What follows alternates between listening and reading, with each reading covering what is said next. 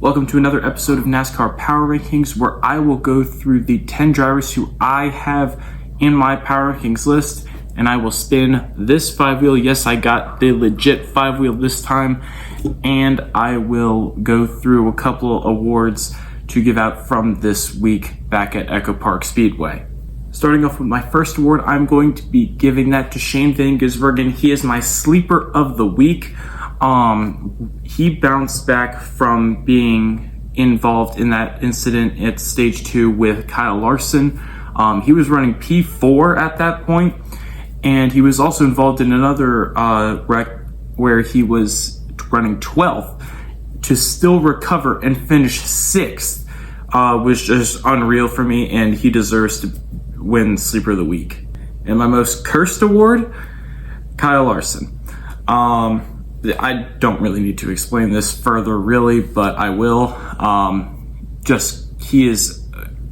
His struggle on super speedways, drafting tracks continue, and it's just become annoying as a Kyle Larson fan. It's just been hard to watch when you see your driver continue to struggle year after year, drafting track after drafting track. And I mean, he was good at Echo Park for the majority of the race until he basically wrecked himself at the final lap of stage 2, which obviously put him out of the race. Starting at number 10, I have Shane Van Gisbergen. I mean, he deserves to be on here. I mean, he did extremely well at Daytona, and eventually he did also finish P6, as I just mentioned a little bit ago, at Echo Park. And just an unbelievable drive to recover from being involved in 2 wrecks, especially towards the middle and the end of the race, to still finish 6th.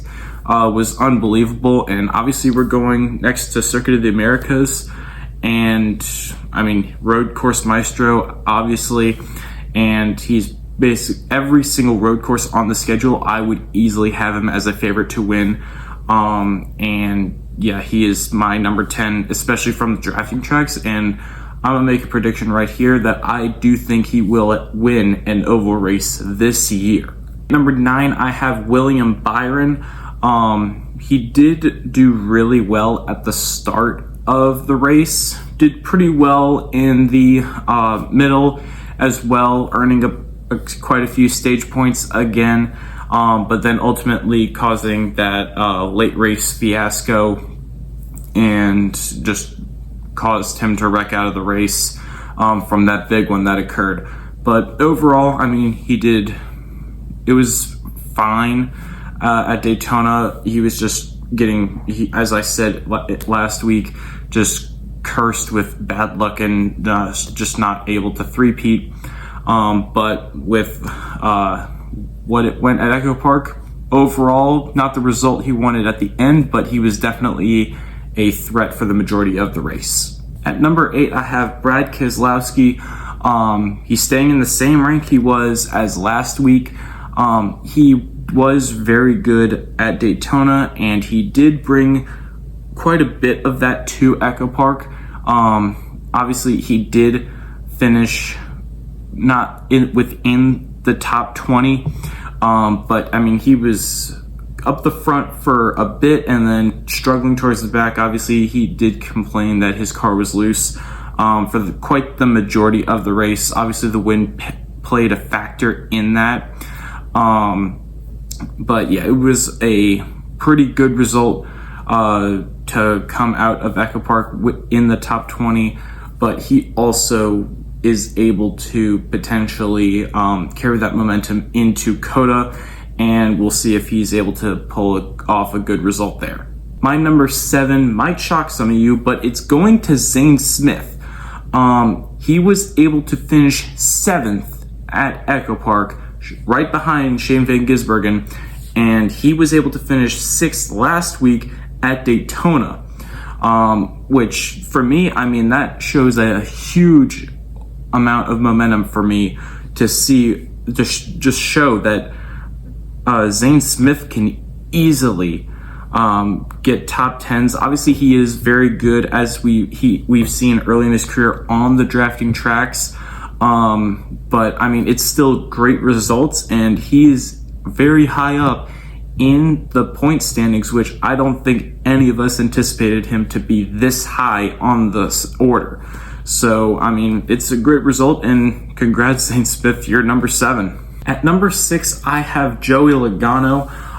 He was up the front for quite a while in this race, and obviously towards the end, he was involved in that big one caused by William Byron. Just not a great result for Joey Logano, but he was up the front for quite a while throughout this entire race, which is why I think he deserves to be number 6. At number 5, I have Denny Hamlin. Pretty average run for him. He did end up finishing within the top 15, but he was involved in that middle to late race wreck, which involved Tyler Reddick and a bunch of other people. But he was struggling for quite some time, but he was able to charge back to get a decent result out of the weekend, and that's why he is my number 5. At number 4, I have Ryan Blaney. He finished the race with a top 10, finishing exactly 10th. And he also was struggling in the mid-pack, but towards the back for the majority of the race, but eventually he was able to claw his way back for a top 10 result. And that's why I have him above Denny Hamlin and Joey Logano, because he was able to just be patient and was able to get out a top 10 result, and that's why he is my number 4. At number 3, I have Chase Elliott. Just a great result from him. He was up the front pretty much the entire race, and obviously he wanted to win in front of his hometown fans again, but unfortunately he was not able to, but it was still a great result from him, and that's why he is my number 3. At number 2, I have Bubba Wallace. I mean, it's just disappointing again. 2 weeks in a row, leading pretty much the entire race. It seemed like he was up the front pretty much the entire race. I mean, he was second in stage 1, won stage 2, and was leading in the closing laps until Tyler Reddick ended up getting by him, and he finished unfortunately 8th after this race.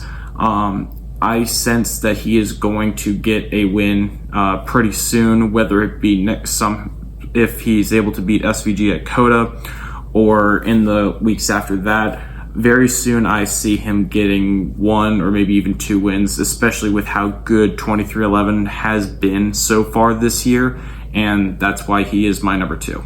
And at number 1, you saw this coming. It is Tyler Reddick to go back-to-back. He has the chance to go on win the first 3 races in a row if he's able to beat Shane Van Gisbergen, which I highly doubt he does.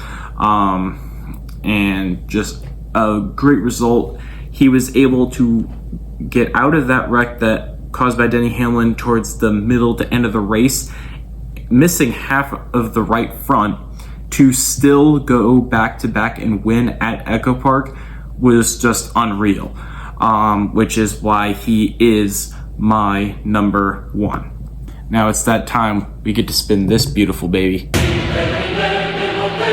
As you see here is the gorgeous new 5-wheel. It's got all 1 through 10 of the power rankings, as well as a couple other additions. Let's spin it.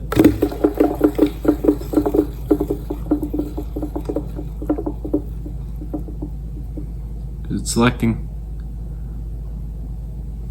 Number 10. Shane Van Gisbergen. Oh, you diabolical wheel.